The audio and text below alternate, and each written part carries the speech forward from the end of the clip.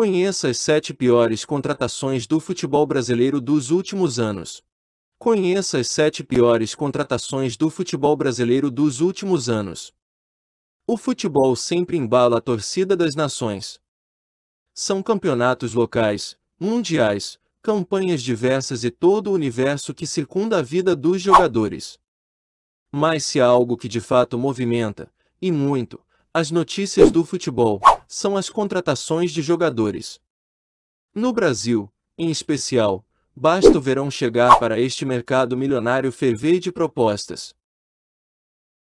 Mas, por mais atentos e meticulosos que os olheiros sejam, às vezes o tiro não é tão certeiro. E, escolhas que eram para ser de sucesso, acabam como desastres no futebol. Assim, preparamos uma lista com os principais nomes considerados as piores contratações do futebol brasileiro dos últimos anos.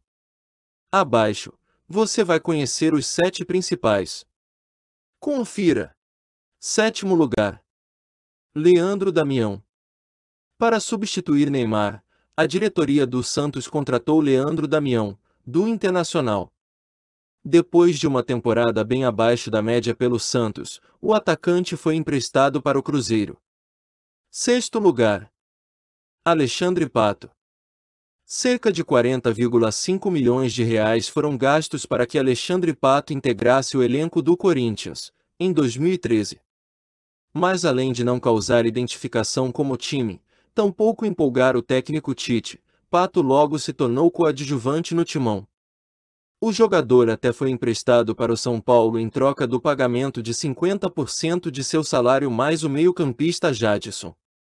5º lugar. Ronaldinho Gaúcho. Contratado com o salário de 1,3 milhões de reais pelo Flamengo, Ronaldinho Gaúcho até se saiu bem na temporada inicial, em 2011. Mas a boa fase não durou muito. Quando chegou o Campeonato Brasileiro, Gaúcho passou por altos e baixos, fez 14 gols em 31 jogos, mas não encantou.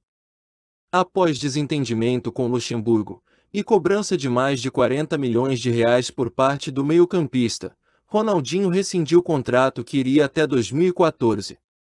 4º lugar. Adriano. O jogador até passou por Roma, a tal época do Imperador. Mas falhou nas posteriores aparições.